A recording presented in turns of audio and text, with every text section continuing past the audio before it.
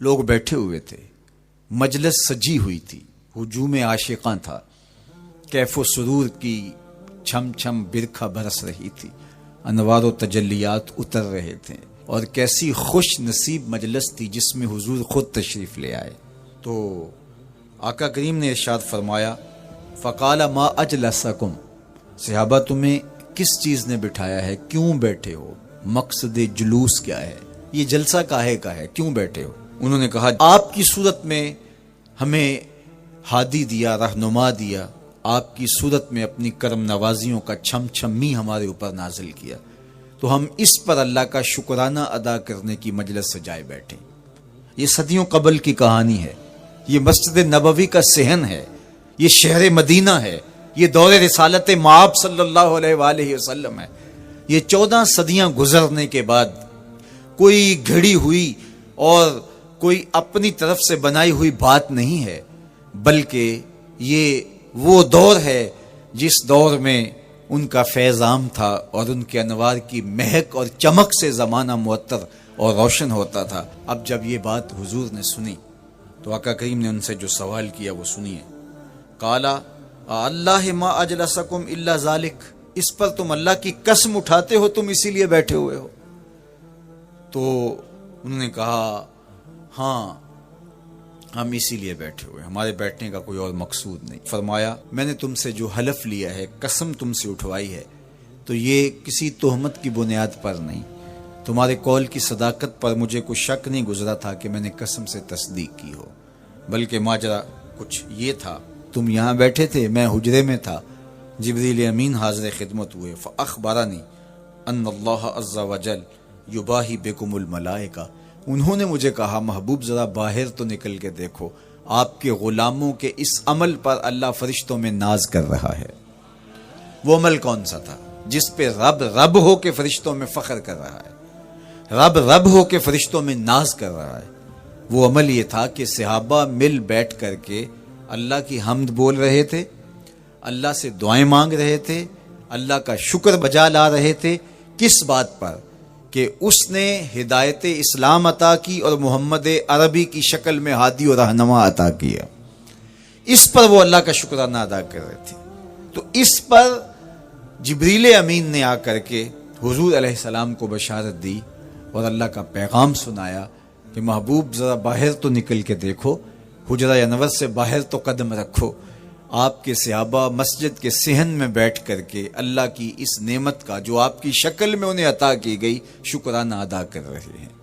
اللہ اکبر، اللہ کی رحمتوں سے کوئی بعید نہیں کہ آج کی مجلس قبول کر لی جائے اور اللہ فرشتوں سے کہے دیکھو صدیاں بیت گئیں، یہ آج بھی بیٹھ کے اس نعمت کا شکرانہ ادا کر رہے، تم گواہ ہو جاؤ میں نے اپنے بندوں کی مغفرت فرما دی، اور میرا اور آپ کا کام بن جائے، میری اور آپ کی جستجو کامیاب ہو جائے، میرا اور آپ کا بیٹھنا بامقصد ہو جائے، ہمارے آنے کا مدعا پورا ہو جائے، ہم جو چراغاں کر کے ماحول میں ایک خوبصورتی پیدا کر کے، ایک ظاہری جمال پیدا کر کے ہم حقیقی جمال کی تلاش میں نکلے ہیں، اس ظاہری روشنی کے اندر ہم باطن کی روشنی کو تلاش کرنے نکلے ہیں، ہو سکتا ہے کہ ہمارے دل اس نور سے مالا مال ہو جائیں۔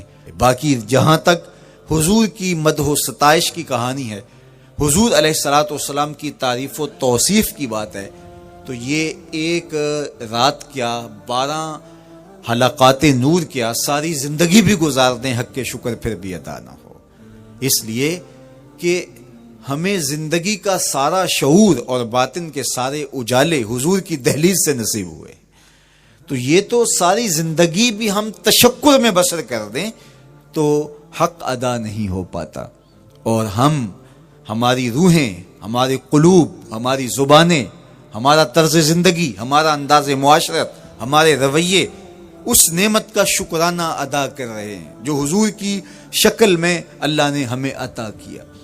دیکھو یار، کوئی معمولی سی نعمت میسر آ جائے تو بندہ اس پر شکرانہ ادا کرتے نہیں تھکتا۔ اللہ تعالیٰ نے قرآن مجید میں انسان کے اس رویے اور اس مزاج کو بیان کیا، وَإِنَّا إِذَا أَذَقْنَا الْإِنسَانَ مِنَّا رَحْمَةً فَرِحَ بِهَا، یہ انسان کی ایک فطرت بیان کی گئی، کہ جب ہماری جانب سے اس کو کوئی رحمت ملتی ہے تو فرح بہا، تو وہ فرحت کا اظہار کرتا ہے. یہ انسانی طبع ہے، یہ انسانی فطرت ہے.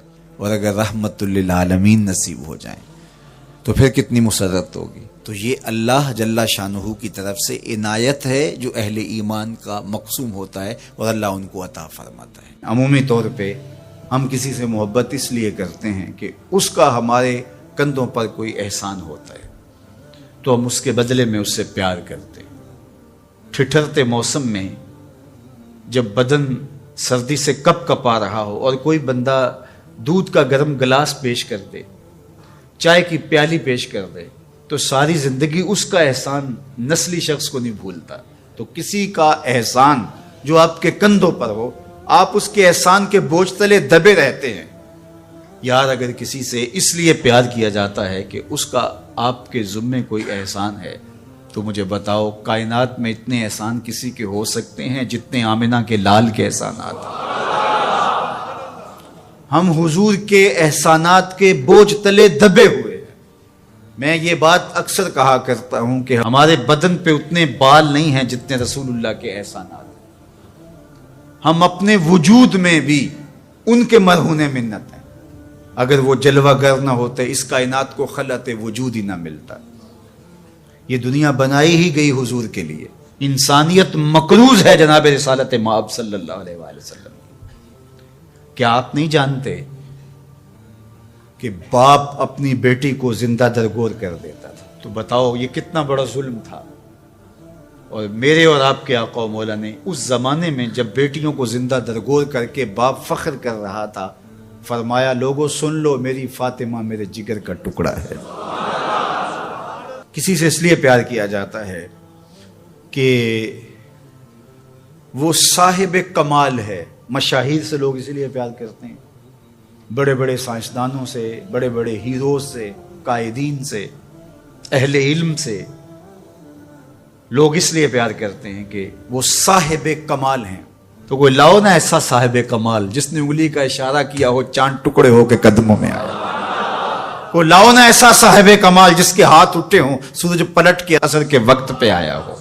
کوئی لاؤ نا ایسا صاحب کمال جس نے اشارہ کیا ہو درخت قدموں میں آ کے سجدہ ریز ہو گئے. کوئی لاؤ نا ایسا صاحب کمال جس نے اشارہ کیا ہو کھجوریں پکی ہوئی قدموں میں آ کے گری ہوں.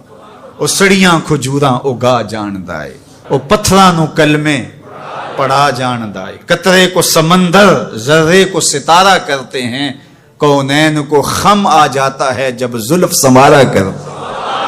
کوئی لاؤ تو صحیح زمانے میں ایسا. اچھا کسی سے پیار اس لیے بھی کیا جاتا ہے کہ مستقبل میں اس کی کوئی ضرورت پیش آنی ہوتی ہے تو بندہ تعلق رکھتا ہے. تو اگر یہ غرض ہے محبت کی تو بتاؤ نزع سے اوکھا ویلا ہو سکتا ہے؟ بتاؤ حشر سے کوئی اوکھا ویلا ہو سکتا ہے؟ اس اوکھے ویلے نہ باپ کام آئے گا، نہ ماں کام آئے گی، نہ بہن کام آئے گی، نہ بھائی کام آئے گا، نہ بیوی، نہ دوست، نہ اولاد، نہ مال، کچھ بھی کام نہیں آئے گا. اگر وہاں کام آئے گا تو آمنہ کا لال ہی کام آئے گا. تو پھر آؤ نہ ان سے محبت کا رشتہ جوڑتے ہیں. کسی سے اس لیے پیار کیا جاتا ہے کہ وہ سونا بہت ہے. اچھا یہی معیار ہے اگر کسی سے محبت کا، اور یہی سب سے بڑا داعیہ ہے محبت کا، تو آؤ پھر اس سے پیار کریں. مکھ چند بدر شاہ شانی ہے، متھے چمک دی لاٹ نورانی، کالی زلف تے اکھ مستانی ہے، مخمور رکھی ہن مد بھریاں. سبحان اللہ ما اجمل کا، ما احسن کا، ما اکمل کا. کتنے مہر علی، کتنے تیری. اللہ اکبر. آؤ پھر ان سے پیار کیجیے. اور محبت کا ایک تقاضا یہ بھی بیان کیا گیا، حب کا شیء اکثر ذکر ہو. بندہ جس سے محبت کرتا ہے کثرت سے اس کا ذکر کرتا ہے. کوئی بہانہ تلاش کر لیتا ہے، کوئی راہ تلاش کر لیتا ہے، کوئی سلیقہ، کوئی طریقہ ڈھونڈ لیتا ہے ذکر کا. جو کسے دا عاشق ہوئے گل اسے دی کردہ. میاں صاحب کا لہجہ دیکھیے، جو کسے دا عاشق ہوئے گل اسے دی، 100 مکر بہانے کر کے مرنے ہو دے مرتا. تو جس سے محبت ہوتی ہے تو بندہ پھر اسی کی بات چھیڑتا ہے، اسی کا تذکرہ چھیڑتا ہے. کثرت ذکر قرار جاں کا سبب اور ذریعہ ہے، اور تسکین کا سبب اور ذریعہ ہے. محبت کا ایک تقاضا محبوب کی اطاعت اور فرما برداری ہے. جس سے بندہ پیار کرتا ہے اس کی بات بھی مانتا ہے, اس کے انداز کو اختیار کرتا ہے, اس کے طرز زندگی کو اپنے زندگی میں اتارنے کی کوشش کرتا ہے. وہ کیسی محبت ہے کہ محبت ہو اور محبوب کی مخالفت ہو رہی ہو. میں اور آپ غور کریں ہمارا کیا کیا حضور کو پسند نہیں. سر کی چوٹی سے لے کے پاؤں تک اپنے آپ پر غور کریں. اپنی شادی بیاہ سے لے کے عقیقے ولیمے تک اپنے انداز زندگی پہ غور کریں. اپنے بچپن سے لے کے بڑھاپے تک اپنی زندگی پہ غور کریں. اپنے کاروبار سے لے کر کے طرز معاشرت پر غور کریں. حضور کے نام کے نعرے لگاؤ, حضور پہ درود پڑھو, حضور کے حسن کا ذکر کرو, حضور کی نعتیں پڑھو, محافل سجاؤ, حضور کے لیے قربانیاں پیش کرو. لیکن کیا ہم اپنے جذبات کی قربانی نہیں دے سکتے؟ اپنی زندگی کو ان کی محبت کے سانچے میں نہیں ڈال سکتے؟ اگر ہم نہیں ڈال سکتے ہیں تو پھر ہماری محبت ابھی خام ہے, ابھی کچی ہے. یہ ربیع الاول کا موسم یہ ہمیں موقع فراہم کرتا ہے. کثرت ذکر محبت کی نشت کا سبب ہے. حضور کے جمال کا تذکرہ حضور کی محبت کی نشت اور نہضت کا ذریعہ ہے. حضور کے فضائل و مناقب کی باتیں سننا حضور سے پیار کو بڑھانے کا ذریعہ ہے. اور پیار جب پیدا ہوتا ہے تو پھر اس کا لازمی نتیجہ عمل اور عملی زندگی بھی ہے. اس لیے اس موسم کو بھرپور گزاریے گا, اچھے انداز سے گزاریے گا, اور میلاد کے نام سے کسی خرافات سے اپنے آپ کو محفوظ رکھیے گا. یہ دھوم دھڑکے, یہ ڈھول باجے اور یہ رسے باندھ کر کے راستوں کو بلاک کر کے لوگوں کو اذیت پہنچانا, یہ میرے نبی کا طریقہ نہیں ہے. خوبصورت انداز سے گھروں میں درودوں کی محافل سجائیے گا. اپنے بچوں کو بٹھا کے سونے محمد پہ درود پڑھیے گا. مساجد میں حضور کے ذکر کی محافل کیجیے گا. صدقہ و خیرات کیجیے گا. اپنی ہمسائیگی پر, اپنی رشتہ داری پر غور کیجیے گا, اور جہاں ضرورت ہو وہاں آپ ان کی مدد کے لیے پہنچیں. یہ میرے حضور کا طریقہ اور یہ حضور کا انداز ہے. پیر کے دن کا ان ایام کے اندر آپ سے ممکن ہو تو روزہ رکھیے گا. یہ حضور کی خوشنودی کا سبب ہے. اللہ کے حضور شکرانے کے نوافل ادا کیجیے گا. ایک نوجوان لڑکا ہے جس کا نام ابو کرصافہ ہے. بکریاں چراتا ہے اور اپنی خالہ کے ہاں قیام پذیر ہے. تو ایک دن اس نے حضور کو دیکھ لیا, اور خوش قسمتی کے حضور نے بھی اسے دیکھ لیا. تیری پہلی نظر کا وار توبہ, دل اب تک دعائیں دے رہا ہے. تو اب اس کو سب بکریاں بھول گئیں. وہ بکریاں لاتا ہے اور چراگاہ میں چھوڑتا ہے اور آ کے حضور کی مجلس میں بیٹھ جاتا ہے.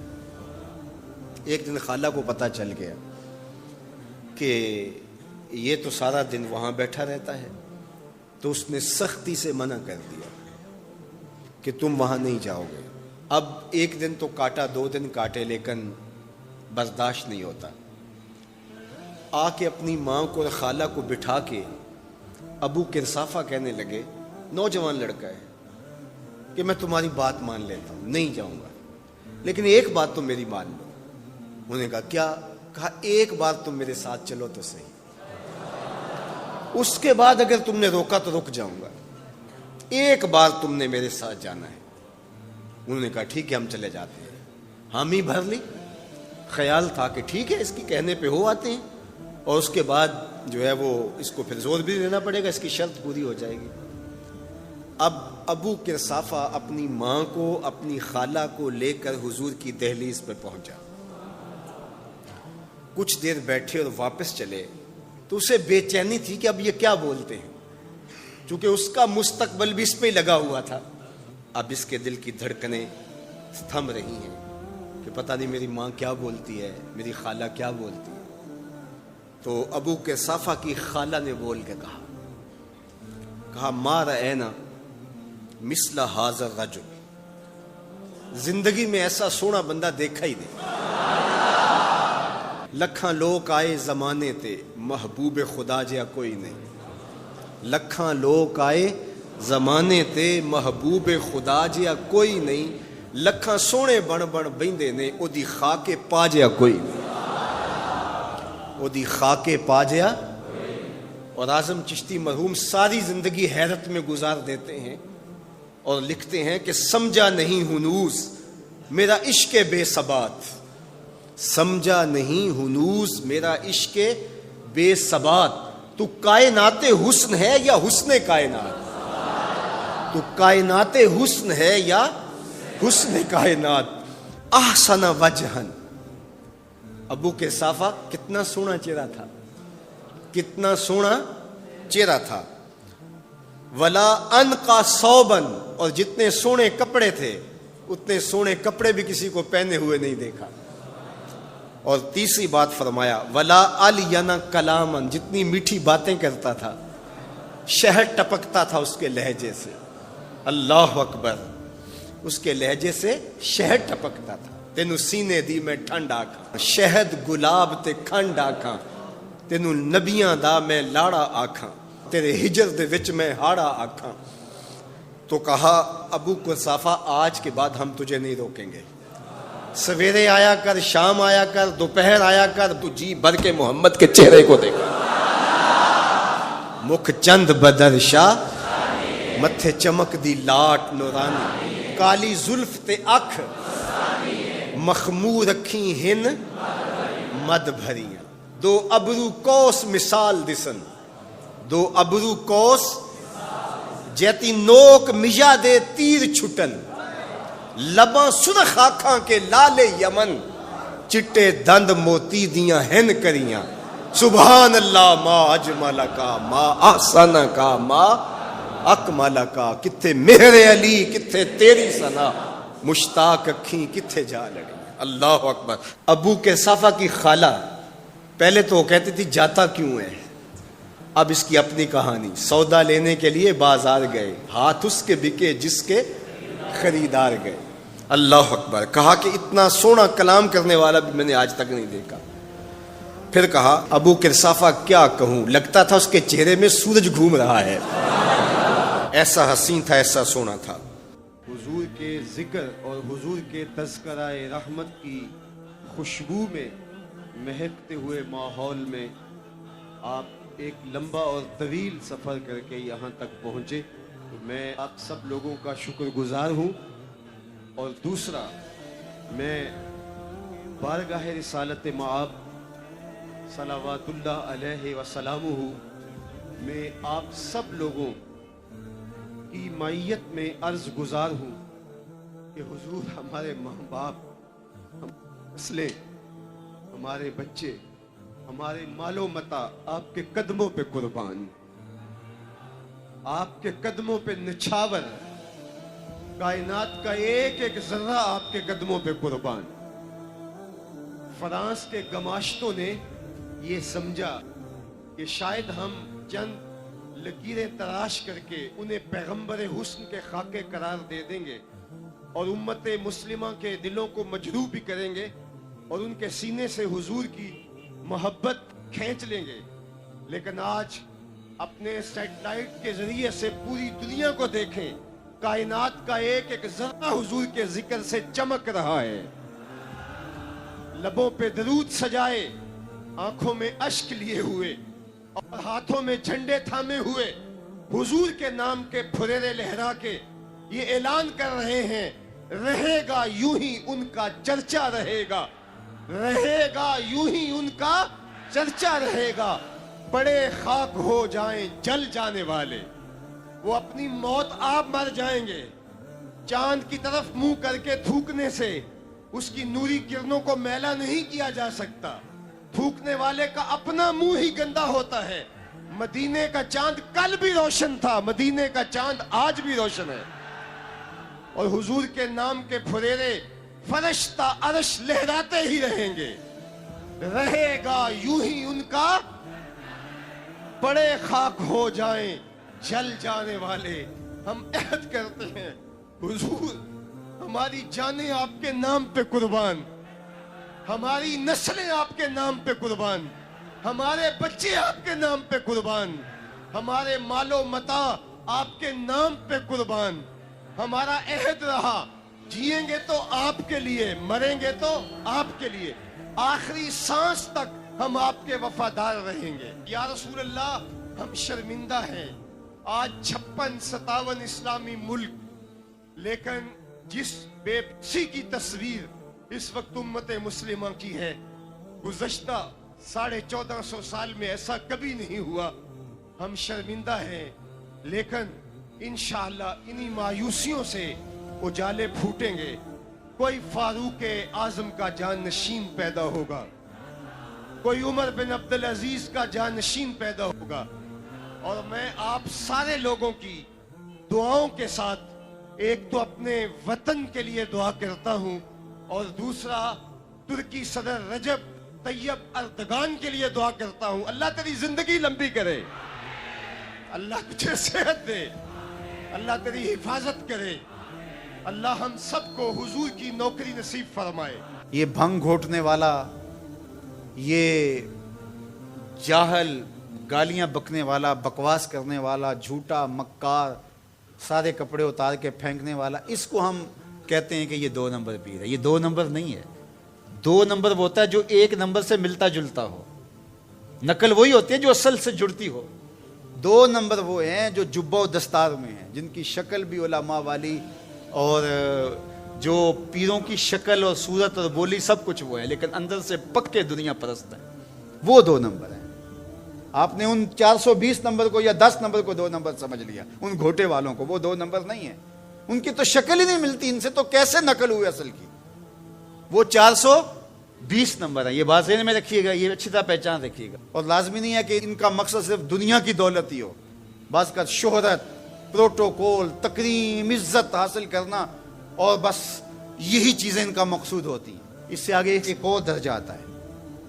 وہ درجہ آتا ہے کہ جو 2 نمبر اس طرح کا تو نہیں ہوتا اچھا ہے، نیک بھی ہوتا ہے، مخلص بھی ہوتا ہے، لیکن اس کا فہم دین ناقص ہے. یعنی وہ اپنے طور پہ صحیح ہے، وہ سمجھ رہا ہے کہ میں لاہور جا رہا ہوں، میری گاڑی کا رخ ادھر ہی ہے، لیکن وہ لاہور نہیں جا رہا، وہ اور سمجھ جا رہا ہے. وہ جو 2 نمبر ہے وہ تو سمجھ رہا ہوتا ہے کہ میں لوگوں سے دھوکہ کر رہا ہوں، میرا مقصد یہ ہے، یہ سمجھ رہا ہے کہ میں ان کے لیے خیر خواہ ہوں اور میں ان کے لیے بہتری کی نوید ہوں، لیکن اس کا فہم دین ناقص ہونے کی وجہ سے وہ ہوتا غلط راستے پہ ہے، اس کو اگرچہ پتہ نہیں ہوتا. اس لیے ہمیں روز اللہ سے مانگنے کی تلقین کی گئی، اہدنا الصراط المستقیم. اللہ آپ کو سلامت رکھے. آپ لوگ کسی خواب سے نہیں آئے، کسی کرامت سے نہیں آئے، آپ رسول اللہ کے دین کے لیے آتے ہیں. الحمدللہ اگرچہ ہم اس پیغام حق کو لے کر کے نکلے تھے، نہ نذرانوں والی طریقت، نہ خوابوں والی طریقت. وہ کیا کسی نے کہا تھا، نہ شبم نہ شب پرستم کہ حدیث خواب می گوئم. میں نہ رات ہوں نہ رات کی بات کرتا ہوں کہ میں خوابوں کی کہانی سناؤں. من غلام آفتابم ہما سے آفتاب گوئم. میں آفتاب کا غلام ہوں، جو کہتا ہوں سورج کو دیکھ کے کہتا ہوں. ہمارے سامنے سورج محمد عربی کا وجود ہے. میرے کارواں ہے میرے حجاز اپنا، میرے کارواں ہے میرے حجاز اپنا، اس نام سے باقی ہے آرام جہاں ہمارا. ہمارے دل و قلب و نگاہ کے مرشد اولین محمد مصطفیٰ ہیں صلی اللہ علیہ وسلم. اس لیے ہم شعوری طور پہ مصطفی لکھتے ہیں. یہ اتفاقیہ لفظ نہیں ہے کہ ہم اپنے نام کے ساتھ مصطفی ڈال لیا، یہ شعوری ہمارا کام ہے، ہم پہ آپ کو مصطفی لکھتے ہیں. میرے کارواں ہے میرے حجاز اپنا، اس نام سے باقی ہے آرام جہاں ہمارا. اس لیے میں مصطفی ہونے پہ فخر ہے. میں تو دوستوں کو کہتا ہوں قیامت کے دن اگر ہمیں پکار مصطفی کے نام سے پڑ گئی تو کافی ہوگا. اگر آواز آئی فلاں مصطفی آگے آ جائے، فلاں مصطفی ادھر آ جائے، فلاں نامہ مال تلوانے کے لیے آ جائے، اگر ہمارے نام کے ساتھ مصطفی سے پکار پڑ گئی تو یہ ہمارے لیے کافی ہے. اور یہ لازمی نہیں ہے کہ کوئی رضا ثاقب کے ہاتھ پہ ہاتھ رکھ کے بیعت ہوا ہو تو پھر ہی وہ مصطفی ہوتا ہے. آپ سارے مصطفی ہیں. اپنے نام کے ساتھ مصطفی لکھو، یہ اعزاز رکھو اپنے نام کے ساتھ. یہ فخر ہے آپ کا اعزاز ہے، آپ کی تکریم ہے کہ آپ مصطفی ہیں. حضور کے نام سے جڑ جاؤ. یہ نام آرام جاں ہے، قرار قلب ہے، تسکین باطن ہے، اور یہ وہ فقر ہے جو فقر محمدی ہے. اس فقر پر انشاءاللہ ہم آخری سانس تک پیرا دیتے رہیں گے. چراغ روشن رکھیں گے، تیز آندیاں بھی ہوں گی، نام محمد کا چراغاں ہوتا رہے گا انشاءاللہ العزیز. 1 ربیع الاول سے لے کر کے 12 ربیع الاول تک حسن محمد کے زمزمے بھی ہوں گے، قصیدے بھی ہوں گے.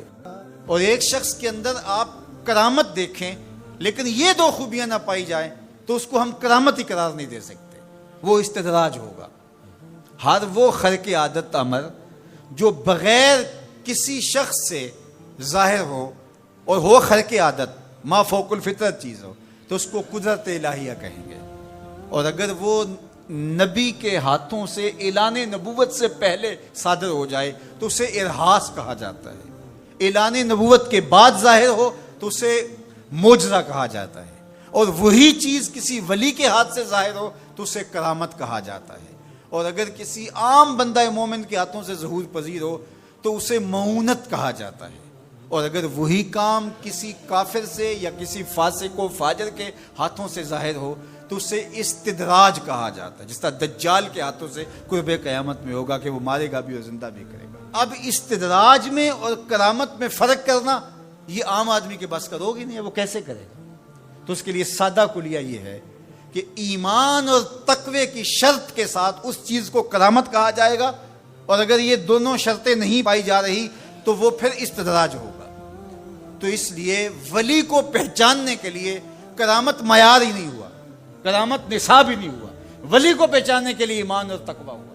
اگر کرامت کو معیار بنا لیں گے تو پھر استدراج والے کو بھی ولی ماننا پڑے گا۔ اور یہی وجہ ہے کہ بہت سارے لوگوں نے ایسے لوگوں کے اوپر جو کسی بڑے بزرگ کی گدی پہ بیٹھ گیا، یا وہ چار لوگوں نے اس کو مان لیا یا اس کے شعبے چل گئے اور شریعت کا واضح تارک ہے، اور لوگ اس کو اللہ کا ولی مان رہے ہوتے ہیں، اس لیے کہ ان کے ہاں معیار وہ نہیں ہے جو قرآن نے دیا ہے۔ قرآن نے دی الذین آمنوا وکانوا یتقون، اور کرامت معیار نہیں ہے، وہ ایک ثمرہ ہے، اس ثمرے کو پہچانا جائے گا اس اصل نصاب کے بعد۔ اس کو صرف ایک مثال سے سمجھاتا ہوں۔ حضرت داتا گنج بخش علی حجویری علیہ الرحمہ نے کشف المعجوب میں یہ واقعہ لکھا ہے۔ کہتے ہیں کہ شیخ علی الخواص ایک بہت بڑے بزرگ تھے، وہ سفر پہ جا رہے تھے اور صاحب حال تھے، با کمال تھے، واقعتاً اللہ کے ولی تھے۔ ایک شخص آیا اور ہانپتا کامتا ان کے پاس آ کے رکا، کہا آپ شیخ علی الخواص ہیں؟ فرمایا ہاں۔ تو کہا کہ میں لمبا سفر کر کے آیا ہوں اور آپ کی صحبت میں کچھ دن گزارنا چاہتا ہوں، تو آپ مجھے اپنی صحبت کے شرف سے محروم نہ رکھیے۔ تو حضرت شیخ علی الخواص نے مراقبہ کیا اور اسے کہا کہ مجھے تیرے بدن سے کفر کی بو آ رہی ہے۔ اللہ والوں کو اللہ نے بصیرت کا نور دیا ہوتا ہے۔ اس نے کہا جی میں نصرانی ہوں اور دیار غرب سے آیا ہوں، آپ کی شہرت سنی تھی تو آپ کی صحبت میں کچھ وقت گزارنے کی آرزو ہے، مجھے محروم نہ رکھیے۔ شیخ کہتے میں نے ٹالنا چاہا، میں نے کہا کہ میری صحبت میں رہنا بڑا مشکل ہوگا، تکلیفیں سہنا پڑیں گی۔ اس نے کہا جی میں گوارا کروں گا۔ فرمایا ٹھیک ہے۔ کہا کہ میں چلتا گیا اور وہ بھی میرے ساتھ تھا۔ 8 دن گزر گئے، کبھی کھانا ملتا، کبھی 2 لقمے لے لیتے، کبھی پانی پی کے گزر اوقات ہوتی، کبھی گھاس کھا لیتے۔ ایک دن اس کا وجود کپ کپا رہا تھا بھوک کی شدت کی وجہ سے۔ اس نے مجھے کہا شیخ آپ اللہ کے بندے ہیں، میں نے عہد تو کیا تھا کہ کوئی آپ سے مطالبہ نہ کر پاؤں، لیکن اب میری سخت جواب دے گئی، تو آپ اللہ کے مقرب ہیں، تو اللہ کے اس قرب کی وجہ سے اس سے دعا کیجئے تو وہ میرے اور آپ کے کھانے کا انتظام کر دے۔ کہتے ہیں کہ میں اس کی حالت کو دیکھ کر کے سجدہ ریز ہو گیا اور اللہ کی بارگاہ میں نے یہ دعا کی مالک اس کافر کے سامنے رسوا نہ کرنا۔ کہا جب میں نے سر اٹھایا تو آسمان سے ایک طبق اترا جس کے اوپر 2 پیالے شربت کے تھے اور 2 روٹیاں تھیں، تو میں نے 1 پیالہ اور 1 روٹی اس کو دے دی اور 1 خود لے لی اور پھر سفر شروع ہو گیا۔ 8 دن پھر گزر گئے، پھر ایک دن وہی حالت کہ اس کا بدن کپ کپانے لگا۔ تو میرے دل میں آیا کہ روز روز حالت ایک جیسی نہیں ہوتی، تو اس دن تو لاج رہ گئی تھی، تو کہیں آج یہ پھر نہ بول پڑے، تو قبل اس سے کہ یہ بولے میں نے بول کر کے کہا کہ تو بھی عیسائیوں کا بہت بڑا پیر پادری ہے، تو آج تیری باری ہے۔